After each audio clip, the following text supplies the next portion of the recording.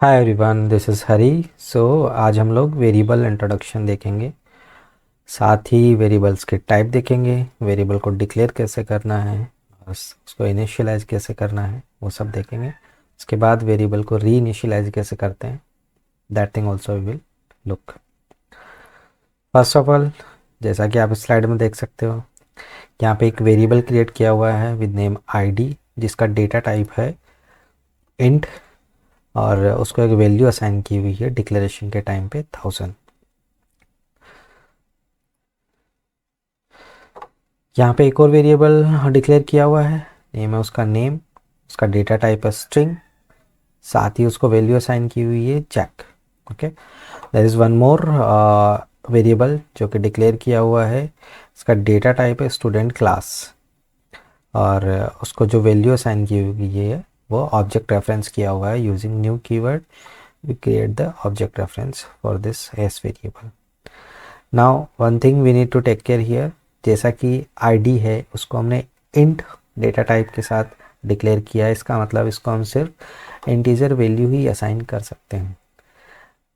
यदि हम इसे इंटीजर वैल्यू की जगह कोई नेम या कोई दूसरा ट्रू फॉल्स वैल्यू असाइन करेंगे तो at the time of compilation it will give error. Similarly name के साथ भी यही होगा, आप इसको ट्रू फॉल्स वैल्यू असाइन करेंगे other than string, then it will give the error. So why it is happening, because Java जो है वो एक स्टैटिकली टाइप्ड लैंग्वेज है। स्टैटिकली टाइप लैंग्वेज का मतलब होता है कि जब हम लोग इस कोड को कंपाइल करते हैं उसी वक्त कंपाइलर ये सारी चीज़ें चेक कर लेता है कि भैया जो वेरिएबल डिक्लेयर किया हुआ है उसका जो डेटा टाइप है उसके अकॉर्डिंग हमने उसको वैल्यू असाइन की है कि नहीं की है। So that's why we can say that जो जावा है वो स्टैटिकली टाइप लैंग्वेज है, क्योंकि ये कंपाइलेशन टाइम पे ही ये सारी चीज़ें चेक कर लेता है कि आपने डेटा टाइप के अकॉर्डिंग वैल्यूज़ असाइन की है कि नहीं की है। नेक्स्ट, कुछ लैंग्वेजेस होती है जो डायनेमिकली टाइप लैंग्वेजेस होती है, जिसमें जो टाइप चेक होता है वो रन टाइम पे होता है। सो यहाँ पे टू थिंग्स है। First thing, code compilation, compilation के बाद उसको इंटरप्रेट करना है, रन करना है, एग्जीक्यूट करना।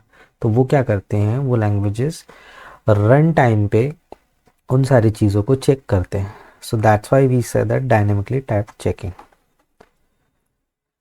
नेक्स्ट, ये जो इंटीजर है, similarly there are 8 primitive type data types in जावा।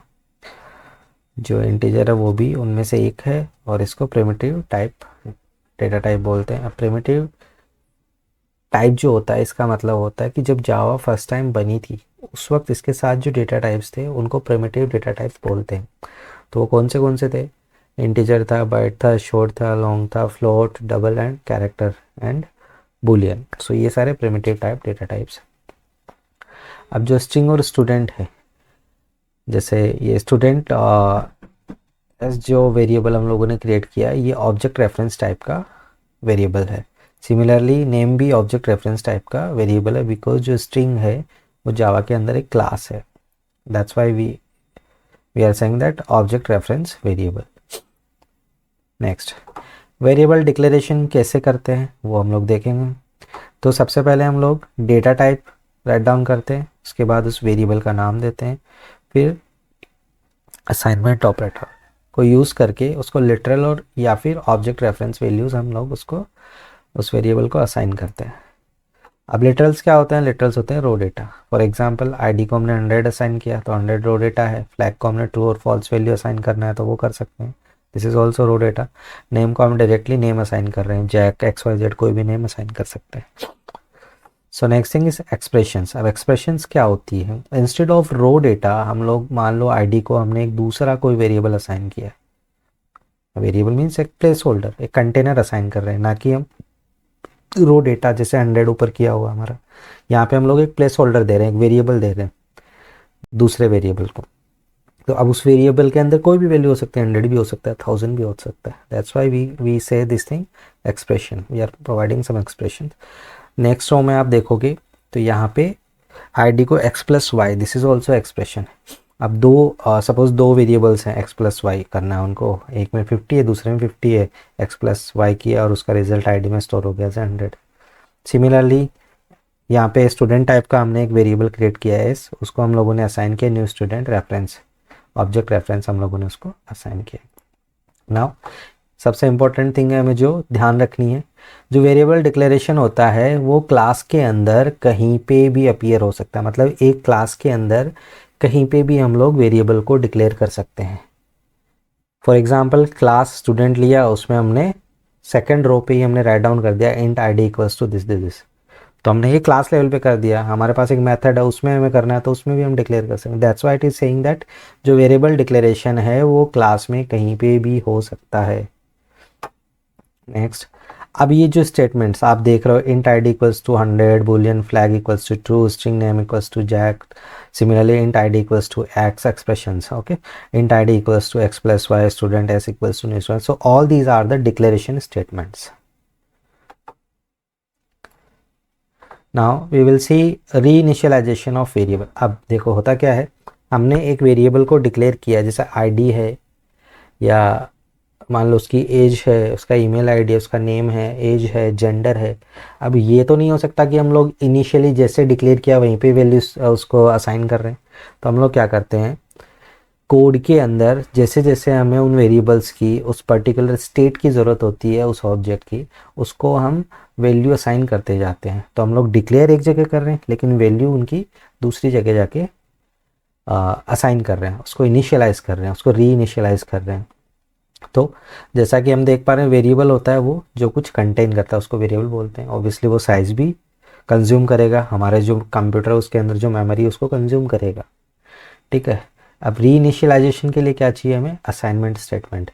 उस पर्टिकुलर वेरिएबल को हमें using assignment operator we assign some value.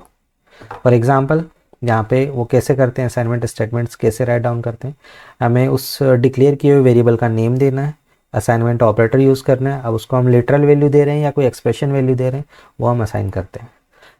For example count equals to 20, यहाँ पे सपोज काउंट हमने एक वेरिएबल डिक्लेयर किया है इनिशियल स्टेज पे। अब हम एक मेथड के अंदर उसको वैल्यू असाइन कर रहे हैं 20। Similarly count equals to x plus y, हमने एक एक्सप्रेशन राइट डाउन किया। Next, can not appear at the class level. इस चीज़ का खास ध्यान रखना है, जो री इनिशियलाइजेशन ऑफ वेरिएबल होता है, वेरिएबल्स को री इनिशियलाइज करते हैं, मतलब डिक्लेयर करने के बाद हम उसको कोई वैल्यू असाइन कर रहे हैं, तो वो कभी भी क्लास लेवल पे नहीं होना चाहिए, अदरवाइज कंपाइलर हमें एरर शो करेगा, डेफिनेटली करेगा। तो आपको जब किसी वेरिएबल को री इनिशियलाइज करना है तो या तो आप उसको किसी मेथड में कर सकते हैं या फिर किसी कंस्ट्रक्टर में कर सकते हैं, अदरवाइज कंपाइलर आपको एरर देगा। Now variable declaration reinitialization का एक हम डेमो देखेंगे। I will explain the things one by one. Let's move to the notepad. तो इसके लिए मैंने यहाँ ऑलरेडी एक क्लास बना लिया है स्टूडेंट नेम से। यहाँ पर वन बाय वन हम देखेंगे कि how to declare the variable and how, student name से यहाँ पर वन बाय वन हम देखेंगे कि how to declare the variable and how we will assign the value और how we will reinitialize the value to the particular variable. So first of all हम लोगों ने एक वेरिएबल डिक्लेयर किया है विद इंट डेटा टाइप, जिसको हम लोगों ने 1000 वैल्यू को असाइन किया है। नेक्स्ट हम लोग एक मेथड राइट डाउन करेंगे void get id और उसमें system dot out println use करके हम लोग उस आईडी को डिस्प्ले कराएंगे। अब इसे हम डायरेक्टली डिस्प्ले नहीं करा सकते, हमें इस क्लास के अंदर मेन मेथड को ऐड करना होगा, फिर उस मेन मेथड से इस गेट मेथड को हम लोग कॉल करेंगे। सो टाइम बचाने के लिए मैंने ऑलरेडी ये कोडिंग कर रखा है। नाउ यहाँ पे मैंने public static void main string arcs method ले लिया है, उसमें ये जो स्टूडेंट क्लास है हमारा उसका एक ऑब्जेक्ट क्रिएट किया है, एक वेरिएबल क्रिएट किया है। Using that variable object reference variable I will call its get method. So get is instance method, that's why we are using object reference to call this method. अब इसे हम लोग run करके देखेंगे। First of all we will compile is it working fine or not, then we will run it.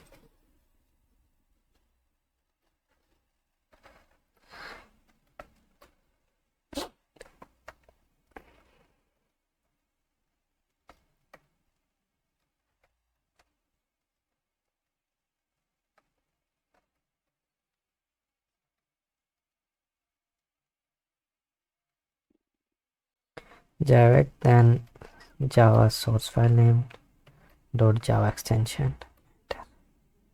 सो हमारा जो class है वो सक्सेसफुली कंपाइल हो गया है. मैं इसे रन करके देखता हूँ. Java student. So as we can see that we declare int id equals to 1000 and we compile that class, and finally we run that and we are getting the 1000 id. So I will make it a little bit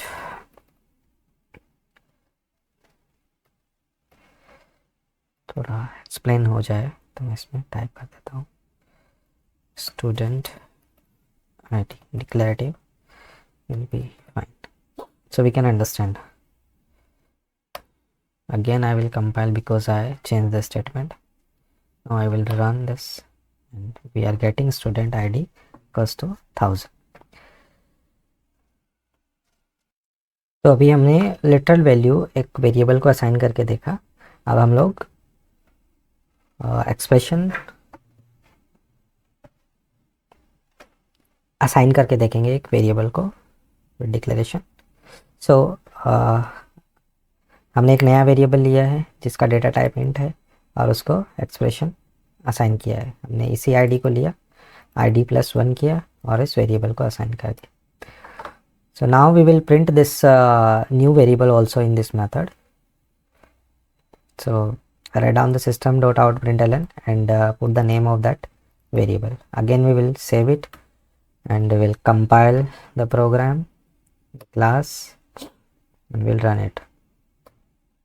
See, we can see that student id equals to 1000 and हम लोगों ने increment assign किया था, expression increment expression assign किया था next ID variable को. So that we can see now. So अभी हमने इसको एक पर्टिकुलर वैल्यू असाइन की है आईडी वेरिएबल को. अभी मैं क्या करूँगा, इस आईडी वेरिएबल को जो वैल्यू हमने असाइन की है इसको मैं हटा दूँगा.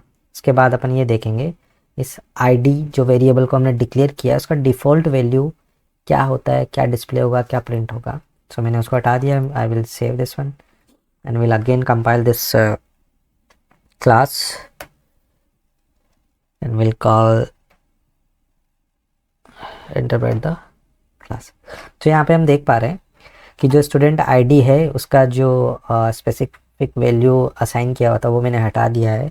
अभी यहाँ पे जो इंट डेटा टाइप उसका डिफ़ॉल्ट वैल्यू आईडी को असाइन हुआ जो कि 0 है, और नेक्स्ट जो वेरिएबल था हमारा नेक्स्ट आईडी उसको हमने आईडी +1 किया था इसलिए उसका वैल्यू 1 आ रहा है. अब हम किसी वेरिएबल को रीइनिशियलाइज कैसे करते हैं वो देखते हैं.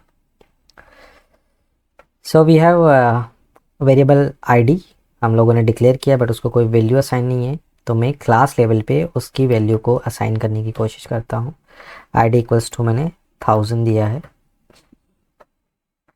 Okay, now I will save this and will try to run this class, this program. student.class. See, I already write down here reinitialization can't happen at the class level, it can happen on method level और constructor level only. तो मैंने जैसा कि slide में बताया था, यदि आप किसी वेरिएबल को डिक्लेयर करते हो या तो डिक्लेरेशन के टाइम पे आप उसको कोई वैल्यू असाइन कर सकते हो या फिर आप उसको मेथड या कंस्ट्रक्टर लेवल पे कर सकते हो. यदि आप क्लास में उसको वैल्यू असाइन रीइनिशियलाइज करने की या वैल्यू असाइन करने की कोशिश करोगे डिक्लेरेशन के बाद, तो वो आपको ये एरर देगा ही देगा, ये एक्सपेक्टेड है. Okay, so what I will do, I will remove this one and again will run this, so that this time we will not get the error. Okay, one more thing we need to check. id जो हमारे int data type का variable है but मैं इसको एक string value assign करने की कोशिश करूँगा जो कि मैंने आपको स्लाइड में बताया था. जो हमारा जावा का कंपाइलर है वो उसको अलाउ नहीं करेगा, वो इसके लिए भी एरर देगा.